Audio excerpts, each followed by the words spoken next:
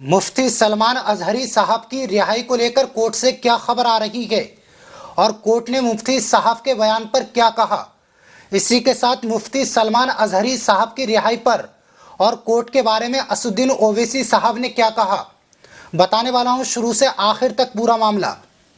जैसा कि आप सभी को मालूम है, 9 फरवरी को गुजरात के मुडासा में मुफ्ती सलमान अजहरी पर एक केस दर्ज किया गया।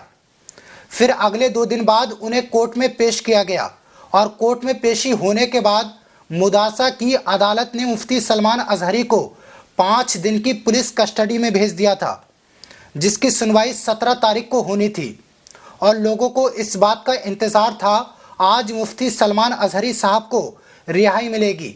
जिसके बाद लोग लगातार मुफ्ती साहब के सोशल मीडिया अकाउंट चेक कर रहे थे, उनकी प्रोफाइल चेक कर रहे थे कि उनके भाई या परिवार वालों ने कोई इन्फॉर्मेशन दी हो या नहीं।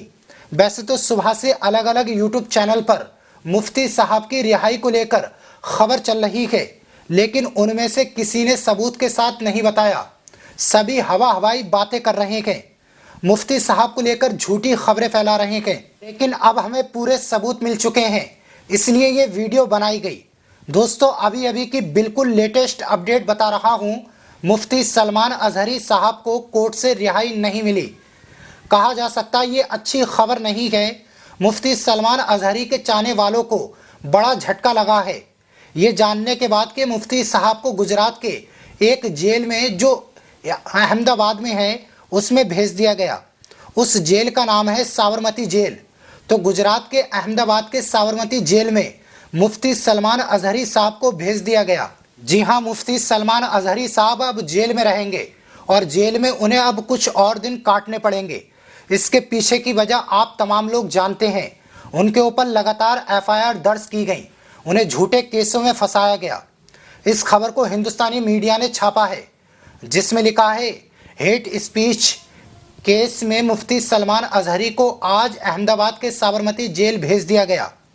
हजरत कमर गनी उस्मानी साहब को भी इसी जेल में कैद किया गया है।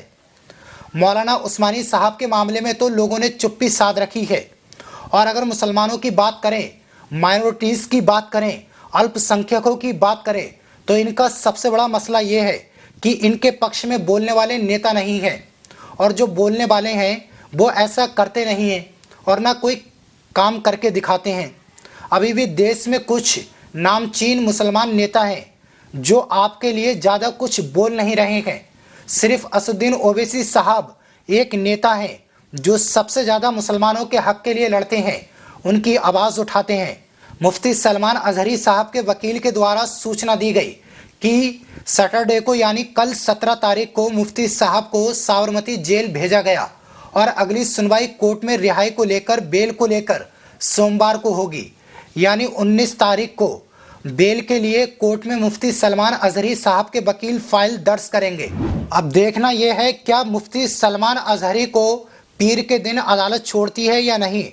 तो पुलिस कस्टडी के साथ डायरेक्ट मुफ्ती साहब को जेल भेज दिया गया। इसी को लेकर बिहार में कल असुद्दीन ओवैसी साहब ने कहा था कि मुफ्ती सलमान अजहरी साहब ने कोई ऐसी गलत बात नहीं की थी, न कोई हेट स्पीच दी थी। उन्हें अमित शाह की पुलिस द्वारा परेशान किया जा रहा है। आगे असुद्दीन ओवैसी ने कहा उन्हें सिर्फ एक शेर पड़ा था, किसी समुदाय का नाम नहीं लिया, इसीलिए इसे हेट स्पीच नहीं माना जा सकता। दोस्तों, ये उसी गुजरात का मामला है जहां सरेआम असुद्दीन ओवैसी को जान से मारने की धमकी दी जाती है, उन्हें गोली से उड़ाने की बात की जाती है, लेकिन गुजरात पुलिस ऐसे दंगाइयों को गिरफ्तार नहीं करती, ऐसे लोगों पर केस दर्ज नहीं करती। लेकिन मुफ्ती सलमान अजहरी को एक शेर पढ़ने की वजह से गिरफ्तार कर लिया जाता है। आपको पता है उन्हें किस तरह से फंसाया गया। पहले मुफ्ती साहब को गुजरात एटीएस मुंबई से गिरफ्तार करती है, फिर उन्हें जूनागढ़ में 2 दिन की पुलिस कस्टडी में रखा। उसके बाद आपने देखा जैसे जूनागढ़ से इन्हें बेल मिली, उससे 1 दिन पहले ही कच्छ जिले में इनके ऊपर मुकदमा हो गया। कच्छ में भी 3 दिन की पुलिस कस्टडी में रखा गया। इसके बाद मुफ्ती सलमान अजहरी को तुरंत मुडासा लाया गया, क्योंकि मुडासा में एक और केस दर्ज कर दिया गया। मुडासा में 5 दिन की पुलिस कस्टडी में रखा गया, लेकिन उसके बाद लोगों को उम्मीद थी कि मुफ्ती सलमान अजहरी को यकीनन रिहाई मिल जाएगी, लेकिन ऐसा नहीं हुआ और अब मुफ्ती सलमान अजहरी साहब को साबरमती जेल में कुछ दिन और रहना पड़ेगा। गुजरात के न्यूज़ पोर्टल से जो खबर आ रही है उसमें बताया गया कि मुफ्ती सलमान अजहरी साहब की जेल की जो प्रक्रिया है वो सोमवार को मुफ्ती साहब के वकील द्वारा बेल फाइल किया जाएगा।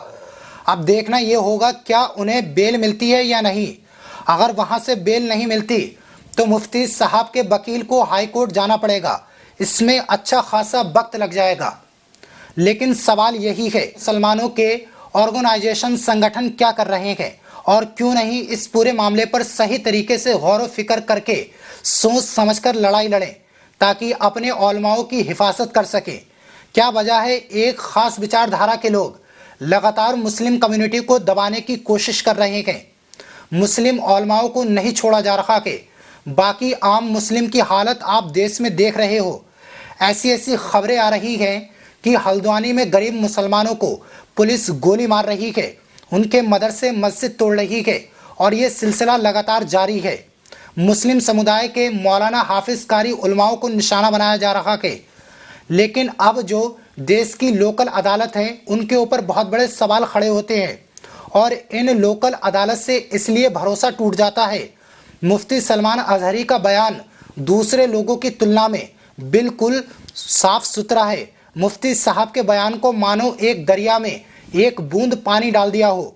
लेकिन जब मुसलमानों को खुलेआम बीच सड़कों पर गाली दी जाती है, मंच से खड़े होकर मिटाने की बात की जाती है, जब एक मुस्लिम नेता को कत्ल करने की धमकी दी जाती है और यहाँ तक कि संसद में खड़े होकर दानिश अली को गंदी गंदी गालियाँ दी जाती हैं, उन्हें भाजपा सांसद आतंकवादी कहता है और जब ऐसे लोगों की गिरफ्तारी नहीं होती है तो यकीनन लोगों का भरोसा न्याय व्यवस्था से टूट जाता है।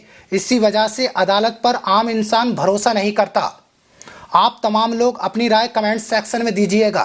तब तक के लिए दीजिए इजाज़त, फिर मिलेंगे नई वीडियो के साथ। तब तक अपना ख्याल रखिए। अल्लाह हाफिज़।